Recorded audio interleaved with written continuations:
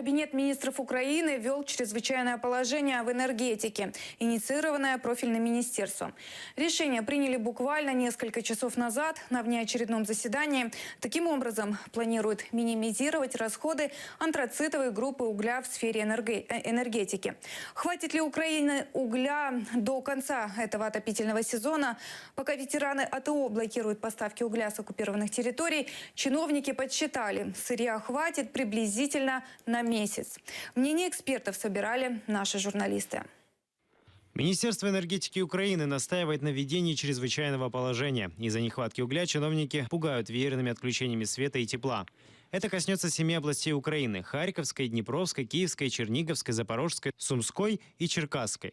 Противник блокады министр энергетики и угольной промышленности Игорь Насалик прогнозирует бунт шахтеров, которые работают на оккупированных территориях. Якщо ви приймете рішення повної блокади, то цю блокаду повинні проводити не добровольці. Цю блокаду повинна проводити Служба безпеки України, армія і всі інші силові структури.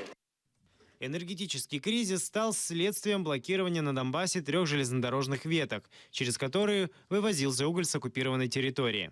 Чиновники обвинили блокадников в предательстве, якобы они действуют в интересах Кремля. Эксперты энергетической отрасли заявили, запасов угля в Украине осталось максимум на 40 дней. Виробляється тепло, наприклад, для таких міст, як Київ, як Чернігів, як Харків, як Черкаси. І перевести ці міста на інший вид палива неможливо. Сторонники торговой блокады оккупированных территорий не считают ситуацию критичной. Я переконаний, що успішна робота атомної генерації, успішна робота інших станцій, а також якісна і правильна робота диспетчерської служби Укренерго може забезпечити роботу всієї енергетичної системи України без жодних вільних відключень.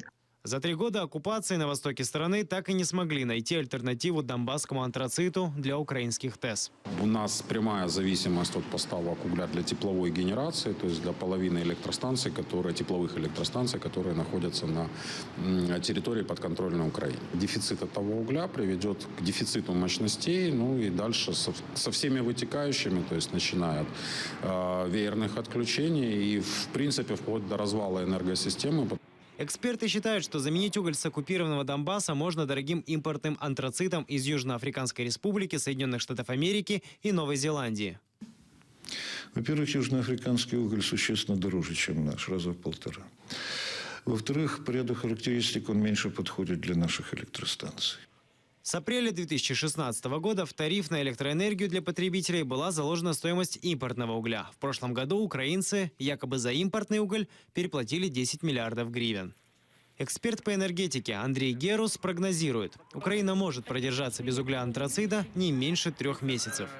Продуктивность станций, работающих на дефицитном антраците, можно сократить. Кроме того, ту электроэнергию, которую Украина экспортирует, можно использовать для отечественных потребителей. З бурштина 2 блоки можна розвернути в сторону України, і таким чином вони будуть давати електроенергію сюди, а не на експорт. І блоки на антрацитовому вугіллі можна буде просто виключити. Стан не є таким страшним, як його малюють, і він не означає вимкнення електроенергії або якісь віялові відключення.